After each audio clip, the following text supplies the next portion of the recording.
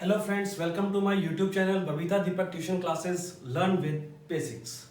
तो आइए, जैसे कि हमने अपनी लास्ट वीडियो में देखा, हमने 9 chapter light reflection and refraction शुरू किया था और हमने उसमें पढ़ा था कि लाइट क्या होता है, रिफ्लेक्शन क्या होता है। और उसके बाद अब हम देखते हैं कि फर्दर जब आगे बढ़ते हैं तो टॉपिक्स आपके जो एनसीईआरटी बुक्स है उसके अकॉर्डिंग चल रहे हैं। तो अब हम देखते हैं उसमें है स्फेरिकल मिरर्स। स्फेरिकल मिरर्स होते क्या है? सिंपली अगर उसको डेफिनेशन देखें तो spherical mirrors are the mirrors which seems to be curved inward or outward। कुछ थोड़ा सा अजीब सा लग रहा है, चलिए देख लेते हैं। स्फेरिकल मिरर, सबसे पहली बात तो ये है, मिरर है तो मिरर की एक खास बात होती है, क्या गैस कर सकते हैं? मिरर की एक खास बात ये होती है कि शीशा एक साइड से कोटेड होता है। कोटेड का मतलब उस पर कोई ना कोई पेंट किया जाता है सो दैट कि हम जो उसमें देखें वो वापस हमें उसको वो हमें रिफ्लेक्ट करे, दिखाए। ओके, ऐसा नहीं है कि भाई देखो एक मिरर होता है, एक लेंस होता है। लेंस के तो हम आर पार देख सकते हैं। लेंस आप समझ रहे हो ना, जैसे स्पेक्स में भी यूज होते हैं और भी बहुत सारी चीजों में यूज होते हैं, माइक्रोस्कोप में यूज होते हैं। तो देखिए, मिरर की हमने पहली बात जानी कि ये एक साइड से कोटेड होता है। स्फेरिकल मिरर का क्या मतलब है? तो कुछ ना कुछ स्फीयर से रिलेटेड है। स्फीयर क्या होता है? स्फीयर एक 3D शेप होती है, सर्कुलर शेप। अगर मैं सिंपली आपको बोलूं तो football is a shape of sphere.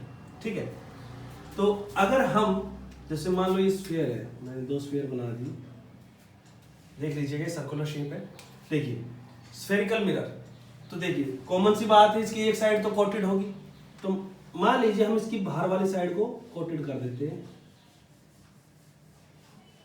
ठीक है, और इसकी अंदर वाली साइड को कोटेड कर देते हैं। फाइन। अभी ये कुछ अलग सा हो रहा है, लेकिन जब आपको समझ आएगा तो पता चलेगा। देख लीजिए, हमने सिर्फ एक स्फीयर लिया तो उसकी एक साइड तो बाहर से कोटेड कर दी, पेंट कर दिया, और एक साइड को अंदर से पेंट कर दिया, और फिर हमने इसको यहां से काट दिया। यहां से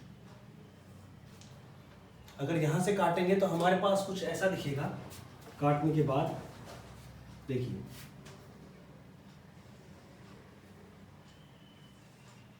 ऐसा, इसको हमने बाहर से कोटेड किया था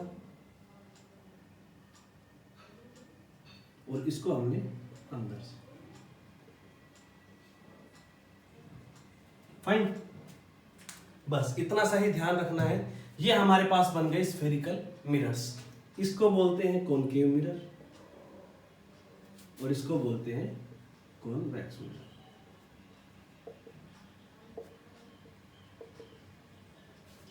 आया कुछ समझ में? फिर से देख लीजिए कि जैसे कि मैंने कॉनकेव, अब आप इससे समझ सकते हैं कि देखिए स्फेरिकल मिरर्स का मतलब ऐसे मिरर जो स्फीयर से लिए गए हों और जिनकी एक साइड कोटेड हो। अब उसके टाइप्स क्या है वो अलग बात है। हमने सिंपली ये देखा जिसकी कोई भी एक साइड कोटेड हो, वो तो देखो मिरर में होता ही है, हर एक मिरर की एक साइड कोटेड होती है। लेकिन स्फेरिकल शेप में है तो कॉमन सी बात है, हमारे पास 2 केसेस हो सकते हैं। देखो भाई, प्लेन मिरर है मान लो, तो या तो ये साइड कोटेड होगी या फिर ये साइड कोटेड होगी। फाइन, बट अगर हमारे पास शेप कुछ ऐसी है, ऐसे, तो अगर ये कोटेड हुई तो क्या पता क्या कुछ इमेजेस बने, और इसी में अगर ये कोटेड हुई तो क्या पता क्या इमेजेस बने। फाइन, तो इसमें हम कह सकते हैं कि अभी सिर्फ हमें ये देखना है कि मिरर की एक साइड कोटेड होनी चाहिए और स्फेरिकल शेप में होना चाहिए। उसके बाद अगर हम फर्दर इसको देखते हैं तो हमें पता चला इसके 2 टाइप्स होते हैं। पहला क्या है? कॉनकेव मिरर, और दूसरा कॉन्वेक्स। बने कैसे मैं आपको बता देता हूं। The mirror which have reflecting surface inside and coated surface outside. वो मिरर जिसकी रिफ्लेक्टिंग सरफेस मैंने बताया था कि कोई भी हम ऑब्जेक्ट इसके सामने रखेंगे तो ऐसे टकरा के इसकी जो इमेज बनेगी वो कुछ ऐसी बनेगी। ठीक है, मतलब इस तरफ से टकराएगी तो इसी तरफ आएगी। फाइन, क्योंकि मिरर है, इसके पार तो जा नहीं सकती रेस। लेंस होता तो चली जाती, मिरर है इसके इधर ही आएगी। सेम अगर हम इसमें इधर से देखेंगे, इधर से, तो इस तरफ से आएगी। ठीक है ना, जो भी है मतलब। तो मतलब हमने ये देखा कि कनकेव मिरर में हमने देखा कि भाई सारी जो लाइट्स रेज हैं वो कन्वर्ज हो रही है। कन्वर्ज मतलब एक ही जगह पे आके मिल रही है, सारी एक तरफ में आके मिल रही है। मैं आपको फिर से दिखा देता हूँ। देखिए मान लो ये कॉनकेव मिरर है। यहाँ पे अगर मैंने कुछ रखा, ठीक है, अगर इसको हम यहाँ से देखेंगे तो इसकी ऐसे रेज आएगी, इसको हम यहाँ से देखेंगे तो भी ऐसी आएगी, और भी इसको यहाँ से देखेंगे तो भी ऐसी आएगी। मतलब आपने कुछ चीज नोट की, ये भी इस तरफ आ रही है, ये भी इस तरफ आ रही है, ये भी इस तरफ। सारी जो पॉइंट्स है, सारी जो रेज है वो एक जगह आके कन्वर्ज हो रही है। कन्वर्ज का मतलब सिमट रही है, एक जगह आके इकट्ठा हो रही है। इसीलिए हम कनकेव मिरर को बोलते हैं कन्वर्जिंग मिरर।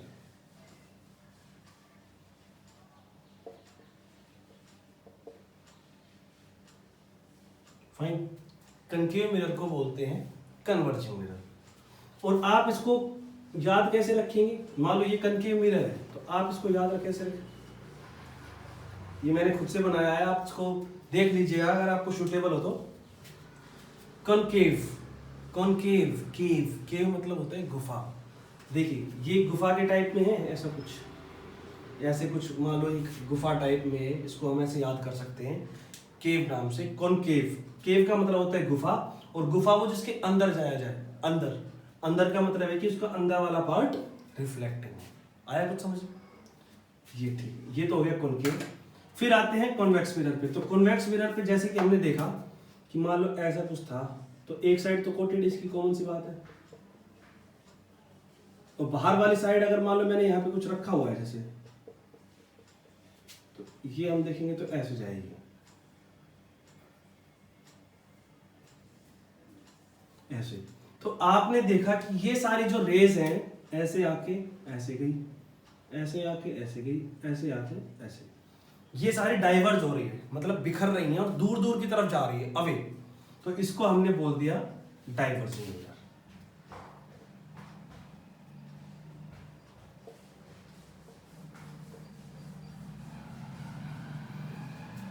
ठीक है, उम्मीद है आपको समझ आया होगा। चलिए एक बार फिर से रिवाइज कर लेते हैं। स्फेरिकल मिरर वो मिरर होते हैं जो स्फीयर की शेप में होते हैं, और मिरर मतलब एक साइड से कोटेड होते हैं। फिर जब हमने इसको फर्दर डिवाइड किया तो पता चला वो दो टाइप्स के हो सकते हैं, क्योंकि स्फीयर की दो साइड्स होती हैं जिनमें वो अलग अलग इमेज बनाते हैं। तो अगर उसकी अंदर की साइड कोटेड है, अंदर की साइड कोटेड है, अंदर की साइड कोटेड है, mirror having coated surface inside, coated surface inside, अंदर की साइड कोटेड है तो वो हो गया कन्वेक्स मिरर। और coated surface outside, coated surface outside तो वो हो गया कनकेव मिरर। दूसरा इसी को आप याद कर सकते हो कि जो सारी रेस को कन्वर्ज करता है, समेटता है, दैट इज कन्वर्जिंग मिरर, इसको ही बोलते हैं कॉनकेव मिरर। और जो डाइवर्ज करता है that is convex mirror. Fine, तो होप सो आपको ये समझ आया हो। इसको आप नोट कर सकते हैं, स्क्रीनशॉट भी ले सकते हैं।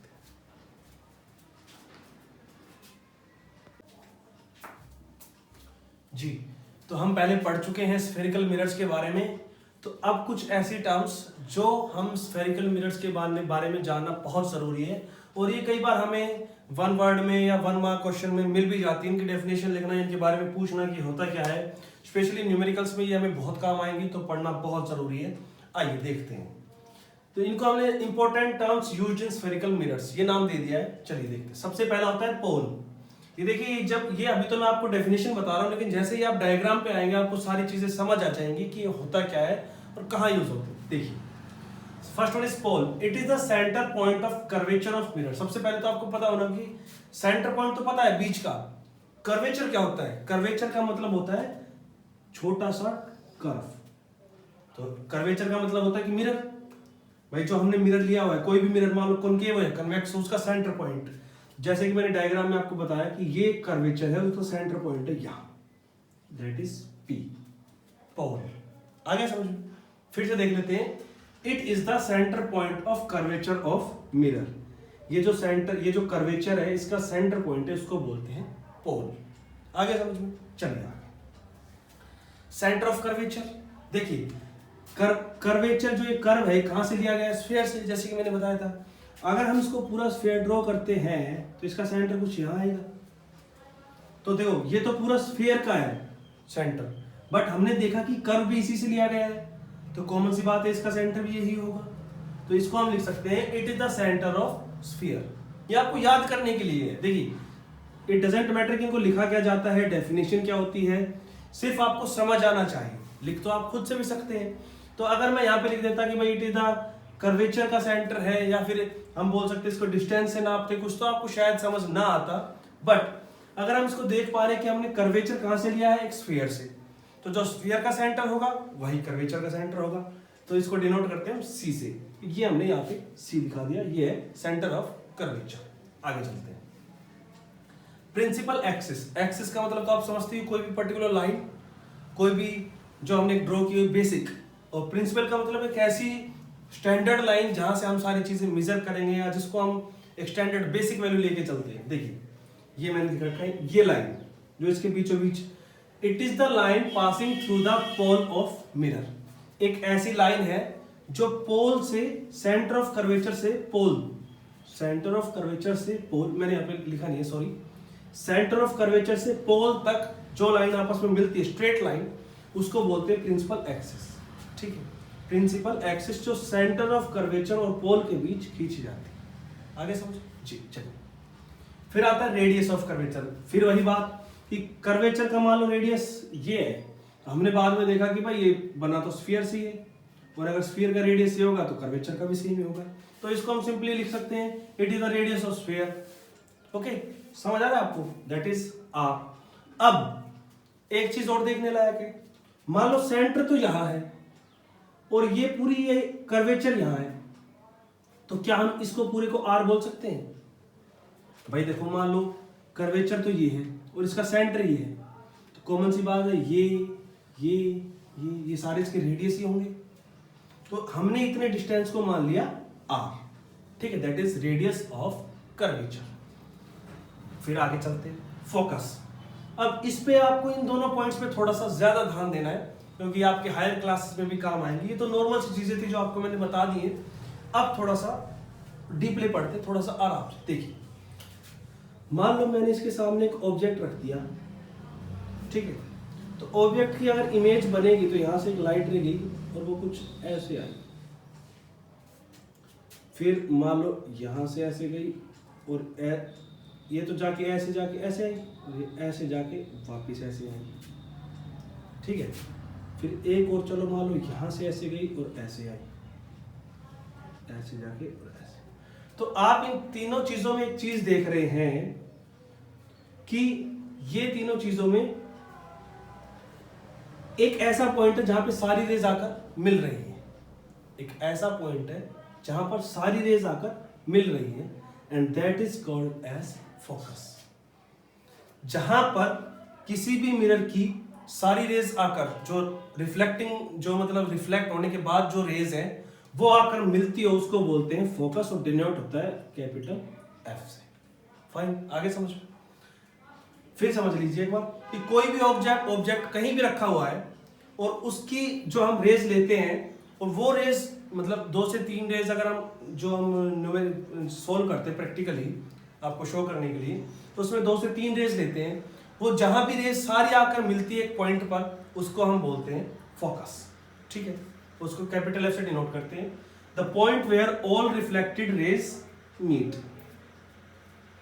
फिर आती है फोकल लेंथ। जैसे कि इसके नाम से पता चल रहा है फोकल लेंथ, फोकस की length, focal length.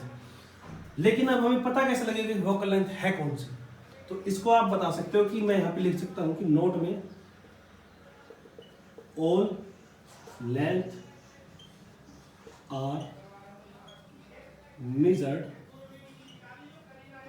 From pole, that is जितनी भी मिरर में हम जो न्यूमेरिकल वैल्यूज लेंगे या कुछ भी चीज लेंगे वो हमेशा पोल से ही मेजर्ड होंगी। जैसे कि यहां से पी से, और ये जो एफ फोकस था यहां तक कि हमने इसको लिख दिया focal length, that is F.